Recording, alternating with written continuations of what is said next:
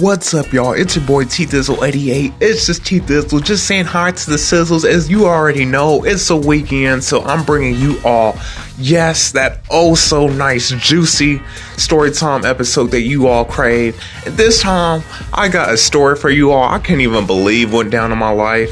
I mean, a lot of my childhood experiences were just off the chain. I don't even know what was going on. I think my brain was reprogrammed just to be on some other stuff at that time, because the things that I did as a child and even probably mid-teenager years were just absolutely ridiculous. Like, I don't know what was up with my genetics. I don't know if my hormones was off point or what was going on, but I was really goofy, and not goofy just as in goofy as in just goofy, but I'm still a good kid. I was goofy and I was just a baby kid at that time. But this story is during a time that I was at daycare. Now, my mom during this time, she basically was the main guardian watching over my sister and I. We would visit our grandparents in the morning, but my mom wanted to decide to not have our grandparents always have to watch over us. So while she would go off to work in the morning, she would drop my sister and I off at daycare during this time period.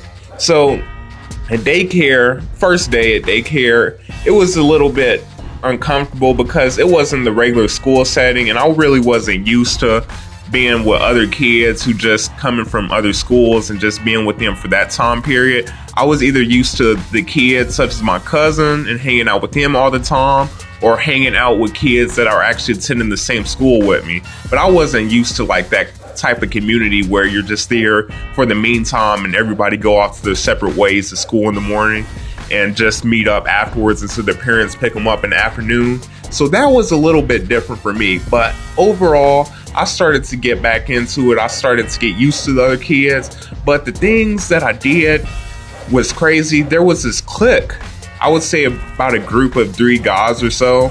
And I don't know why, but all the other dudes try to be like them. And unfortunately, I'm not going to be the type of person who was like, no, I was my own leader and everything like that. In my own way, I felt like I was obligated to impress them. Don't do that now. Of course, I don't think that same way. I don't care what anybody thinks. As long as I'm on my own path and I'm going for my own success, I don't care what anybody else thinks, what anybody else is doing. I'm not trying to impress anybody but myself, my parents, and just those who are close to me. But anyway, not to get off track, during this time, I was trying to impress other people, and they would just do a lot of stuff to try to seem hard. And I don't know, maybe they were hard, maybe they could fight. One of the dudes for sure, I knew he could fight, and he was a bald dude, and he just had like a muscle head. I can't describe him, but this dude, I saw him fight before, and he really could fight. And I felt like I wanted to impress them.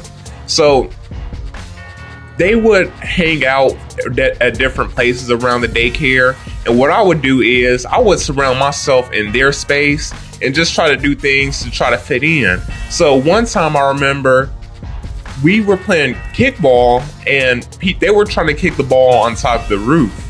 But of course, when I have to do it, all things fall down, all the dominoes fall down, and it just goes wrong. I kick the kickball and try to kick it on a roof, and there's like a light on the corner of the roof, and out of the percentage, the chances of me hitting it, yes, the kickball hits that light. I break the light, and all the instructors and everybody who are watching over the children are right there. I get in trouble. Another time that I got in trouble there was when there was this little ramp on the side in the back. There was gravel and everything. And I remember they all went back there. It's sounding pretty fruity now. They all went back there and pretended that they went to pee under this ramp. Kind of like a handicap ramp for people who can't really just walk up it and everything like that. They pretended to pee under it. And I didn't realize that they were pretending. So literally I whipped it out and I peed right there.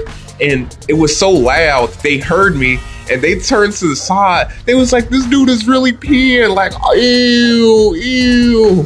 And I felt so stupid at the time. But once again, of course, I get in trouble by the instructors for doing another ridiculous thing, trying to show off. Another time, I remember there was this dude who was talking stuff to me. He always tried to pick on me and try to just make me feel inferior. And this wasn't one of the guys in the clique. This was a separate guy.